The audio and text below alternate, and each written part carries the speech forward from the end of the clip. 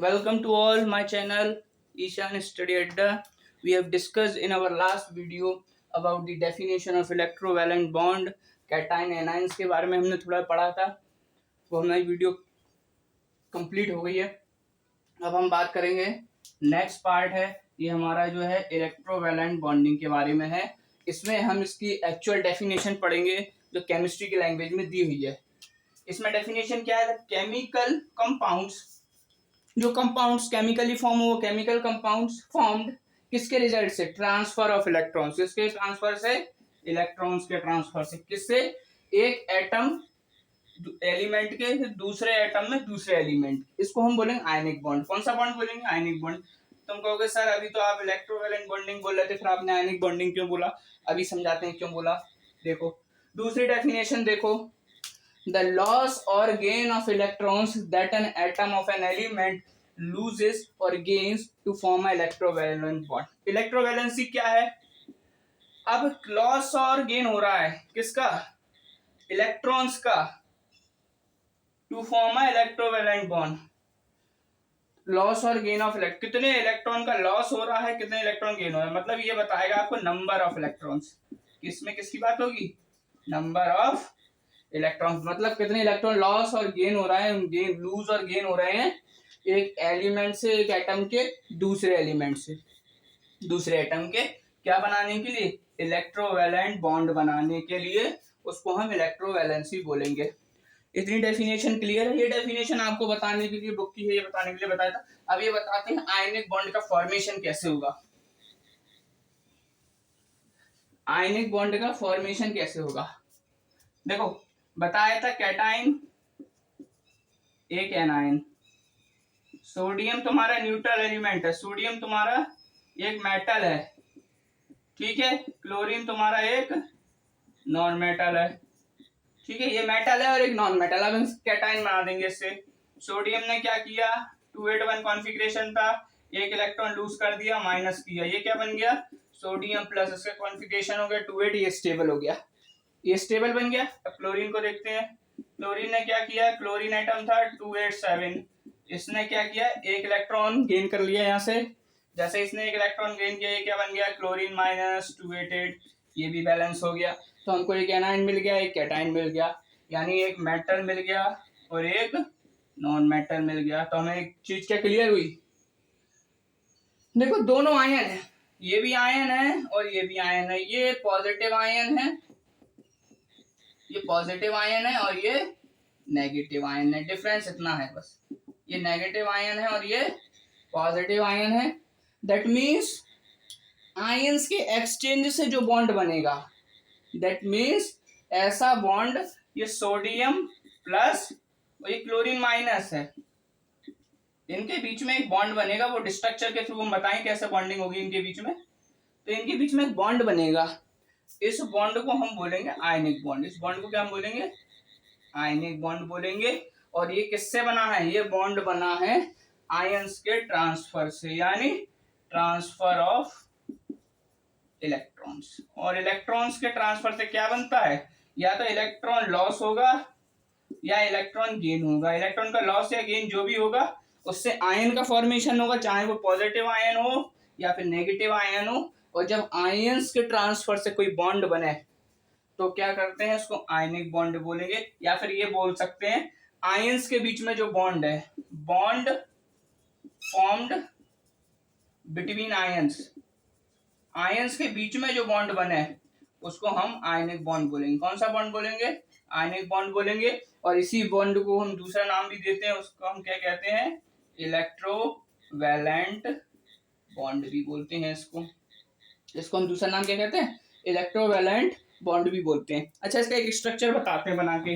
इसके स्ट्रक्चर्स की स्टडी बाद में करेंगे, लेकिन स्ट्रक्चर बनाते हैं का, तो समझ में आएगा कि आयंस का एक्सचेंज कैसे हो रहा है इसमें। देखो सोडियम है Na, इसका इलेक्ट्रॉनिक कॉन्फ़िगरेशन कितना है? 281, ठीक है, 281 है। अब इसके लास्ट सेल में कितने इलेक्ट्रॉन है? 1 इलेक्ट्रॉन है। किसमें? वैलेंस सेल में। 1 इलेक्ट्रॉन किसमें? वैलेंस सेल में। अब बात करते हैं क्लोरीन की। क्लोरीन का इलेक्ट्रॉनिक कॉन्फ़िगरेशन कितना है 287। इसके लास्ट ऑर्बिट में कितने इलेक्ट्रॉन है 7 इलेक्ट्रॉन्स हैं। किसमें वैलेंस सेल में। वैलेंस सेल में कितने इलेक्ट्रॉन है 7 इलेक्ट्रॉन है। देखो इधर क्लियरली दिख रही है, दो चीजें देखने की कोशिश करोगे यदि थोड़ा भी पढ़ा होगा। इसके पास एक ज्यादा है और इसके पास एक कम है।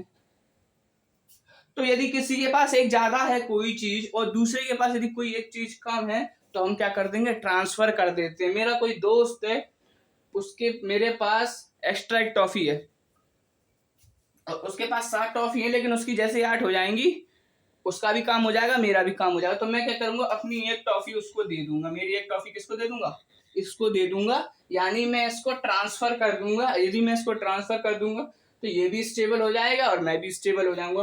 तो इलेक्ट्रोवैलेंसी में यही होता है। क्या करेगा ये सोडियम है, इसके लास्ट सेल में एक इलेक्ट्रॉन है तो हम इसको रिप्रेजेंट करते हैं, वो होता है लुईस डॉट स्ट्रक्चर से। लुईस डॉट स्ट्रक्चर से रिप्रेजेंट करते हैं हम सारे एटम्स को। हम सारे जितने भी स्ट्रक्चर होंगे इलेक्ट्रोवैलेंट कोवैलेंट और कोऑर्डिनेट बॉन्डिंग के, हम उसको किससे रिप्रेजेंट करेंगे लुईस डॉट स्ट्रक्चर से।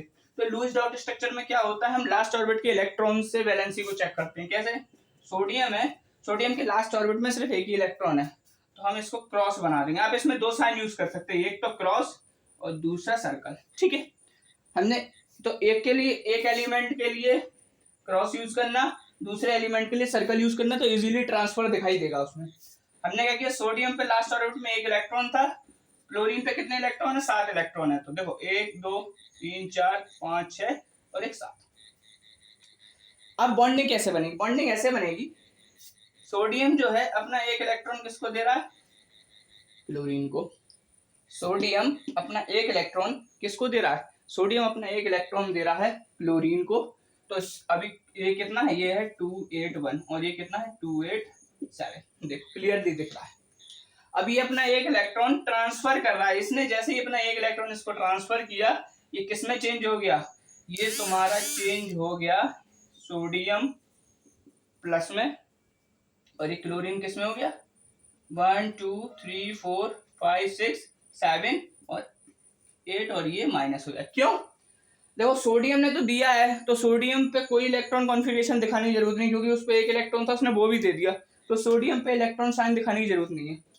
लास्ट वैलेंस सेल से में अब इसमें क्लोरीन में कितने थे 7 थे, 1 2 3 4 5 6 7 थे। सोडियम ने अपना एक इलेक्ट्रॉन दे दिया तो इसमें क्लियरली दिख रहा है कि सोडियम ने एक इलेक्ट्रॉन का ट्रांसफर किया है।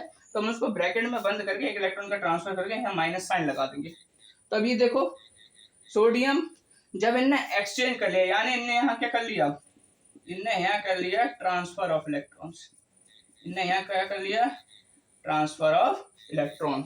इसके पास कमी थी इसने ले लिया, इसके पास ज्यादा था इसने दे दिया। ये डोनर है और ये एक्सेप्टर है। तो इनने अपने बीच में एक बॉन्डिंग बना ली। इनने क्या बना लिया अपने बीच में एक बॉन्डिंग बना ली। ये प्लस हो गया ये माइनस हो गया। दोनों के पास अब आयंस हैं। क्या है दोनों के पास आयंस हैं। अब इनको कैसे रिप्रेजेंट करोगे तुम सिंपली लिख दोगे Na प्लस Cl माइनस। और कैसे रिप्रेजेंट करोगे ये सिंपल ही NaCl भी लिख दोगे तो अभी चल जाएगा। इसको क्या लिख दोगे सिंपल NaCl। और हमको पता है NaCl एक केमिकल कंपाउंड है। NaCl क्या है हमारा एक केमिकल कंपाउंड है और NaCl को हम क्या बोलते हैं NaCl को हम बोलते हैं कॉमन सॉल्ट। कॉमन सॉल्ट या फिर सोडियम क्लोराइड। इसको टेबल सॉल्ट भी बोलते हैं क्योंकि इसको घर में यूज करते हैं। इसको टेबल सॉल्ट भी बोला जाता है क्योंकि इसको हम घर में भी यूज करते हैं। तो इसमें क्या हुआ सोडियम ने इलेक्ट्रॉन दिया क्लोरीन ने ले लिया, इनके बीच में आयंस फॉर्मेशन के कारण एक बॉन्ड बन गया। इन दोनों ने एक दूसरे को ट्रांसफर किया कुछ, इन दोनों के बीच में लेन देन हुआ। लेन देन होने की वजह से इनके बीच में एक बॉन्ड बन गया। इस बॉन्ड को हमने नाम दिया आयनिक बॉन्ड या फिर इलेक्ट्रोवैलेंट बॉन्ड।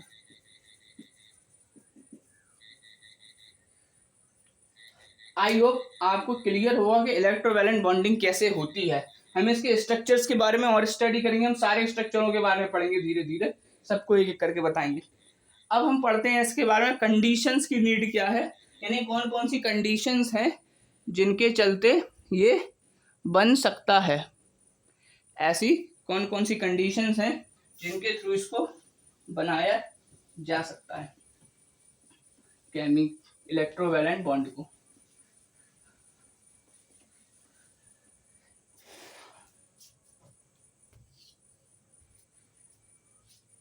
देखो conditions for formation of electrovalent bond. Electrovalent bond के फॉर्मेशन की कंडीशन क्या है? सबसे पहली, low ionization potential, low ionization potential होना चाहिए। दूसरा, हाई इलेक्ट्रॉन एफिनिटी होनी चाहिए। तीसरा क्या होना चाहिए? तीसरा होना चाहिए लार्जर इलेक्ट्रो नेगेटिविटी डिफरेंस होना चाहिए। यदि ये तीन चीजें हैं तो हमारा काम हो जाएगा। तो कैसे होगा जरा देखते हैं।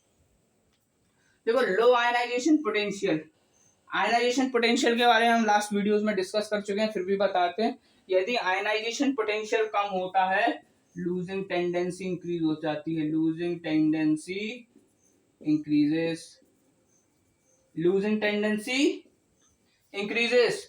आयनाइजेशन पोटेंशियल कम होगा तो लूजिंग टेंडेंसी बढ़ेगी। तो मेटल क्या करते हैं? मेटल करते हैं lose. Metal losing tendency increases, metals की लूजिंग टेंडेंसी बढ़ जाएगी, क्योंकि मेटल जब लॉस करेगा तब आयन बनेगा। जैसे कि सोडियम लॉस करेगा, सोडियम प्लस तभी बनेगा। तो ये क्या करेगा? ये लॉस करेगा। अब बात करते हैं दूसरे, high electron affinity. Electron affinity के बारे में भी हमने पढ़ा है। इलेक्ट्रॉन एफिनिटी में क्या पढ़ा है हमने? इलेक्ट्रॉन एफिनिटी में ये पढ़ा है कि इलेक्ट्रॉन एफिनिटी में गेनिंग टेंडेंसी ज्यादा होती है।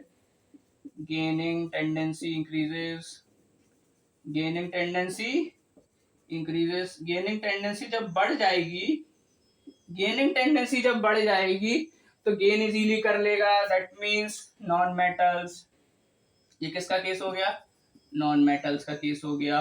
गेनिंग टेंडेंसी बढ़ गई, नॉन मेटल का केस हो गया। यहाँ पे क्या हो जाएगा? आंसर ये, इसका एग्जाम्पल हो जाएगा तुम्हारा chlorine minus, chlorine plus E minus Cl minus. ये तुम्हारा इलेक्ट्रॉन एफिनिटी का केस हो गया। अब तीसरी बात करते हैं, लार्जर इलेक्ट्रोनेगेटिविटी डिफरेंस। देखो, इलेक्ट्रोनेगेटिविटी डिफरेंस जब ज्यादा होगा तो शेयरिंग टेंडेंसी कम होगी। जब इलेक्ट्रोनेगेटिविटी डिफरेंस ज्यादा होगा तब शेयरिंग टेंडेंसी कम हो जाएगी। जब डिफरेंस ज्यादा होगा इलेक्ट्रोनेगेटिविटी का तो टेंडेंसी ज्यादा होगी। इलेक्ट्रोनेगेटिविटी ज्यादा नहीं चाहिए। देखो समझो इस चीज को, यहाँ पे इलेक्ट्रोनेगेटिविटी ज्यादा होगी तो शेयरिंग टेंडेंसी बढ़ेगी, लेकिन इलेक्ट्रोनेगेटिविटी डिफरेंस ज्यादा होगा। डिफरेंस माने क्या होता है? कम होना। डिफरेंस बताता है कोई भी चीज कम होना। जब यहाँ पे इलेक्ट्रोनेगेटिविटी डिफरेंस ज्यादा होगा, that means more is the ionic nature, तब उसका आयनिक नेचर बड़ा होगा। जब इलेक्ट्रोनेगेटिविटी डिफरेंस ज्यादा होगा तो उसका आयनिक नेचर भी ज्यादा होगा। तो कंडीशन फॉर्मेशन के लिए क्या? लो आयनाइजेशन पोटेंशियल चाहिए मेटल के लिए, हाई इलेक्ट्रॉन एफिनिटी चाहिए नॉन मेटल के लिए, और इलेक्ट्रोनेगेटिविटी डिफरेंस ज्यादा चाहिए ताकि वो आयनिक नेचर को सपोर्ट कर सके। क्योंकि हमने इलेक्ट्रोनेगेटिविटी के बारे में पढ़ा है, it is the tendency to attract the shared pair of electron. Electronegativity की टेंडेंसी शेयर्ड पेयर को अट्रैक्ट करने की है, तो शेयर्ड पेयर तो है नहीं है इसमें, पेयरिंग शेयर वाला पेयर नहीं है, तो इलेक्ट्रोनेगेटिव डिफरेंस क्या होगा? यहाँ पे ज्यादा हो, इलेक्ट्रोनेगेटिविटी डिफरेंस ज्यादा होगा। जैसे दोनों के बीच में इलेक्ट्रोनेगेटिविटी डिफरेंस ज्यादा होगा। मतलब इलेक्ट्रोनेगेटिव डिफरेंस क्या है? एक यदि ग्रुप 1 का एलिमेंट होगा तो दूसरा ग्रुप 17 का होगा। दोनों के बीच में डिफरेंस बहुत ज्यादा है। क्यों? क्योंकि इसके पास हाईएस्ट है इलेक्ट्रोनेगेटिविटी डिफरेंस, इसके पास लोएस्ट है। इलेक्ट्रोनेगेटिविटी डिफरेंस ज्यादा कम क्या होगा? इसके पास हाईएस्ट है इलेक्ट्रोनेगेटिविटी, इसके पास लोएस्ट है। जब हाईएस्ट से लोएस्ट को कैलकुलेट करोगे तो डिफरेंस ज्यादा ही आएगा। डिफरेंस क्या आएगा? ज्यादा ही आएगा। जब इलेक्ट्रोनेगेटिविटी डिफरेंस ज्यादा होगा तो आयनिक नेचर भी ज्यादा होगा। आई होप इलेक्ट्रोनेगेटिविटी डिफरेंस समझ में आएगा। तो आयनिक नेचर भी ज्यादा होगा जब तीनों इसी चीज को सपोर्ट करेंगे। जब तीनों इसी चीज को सपोर्ट करेंगे तो हमारे क्या हो जाएगा, इलेक्ट्रोवायलेंट बॉन्ड का फॉर्मेशन हो जाएगा। यहाँ पे हमने इलेक्ट्रोवायलेंट बॉन्ड के बारे में पढ़ लिया। अब इसमें एक चीज कंक्लूड करते हैं, क्या क्या करते हैं कंक्लूड इसमें, देखो एक चीज कंक्लूड करते हैं फिर हमारा सफिशिएंट हो जाएगा इलेक्ट्रोवायलेंट के बारे में।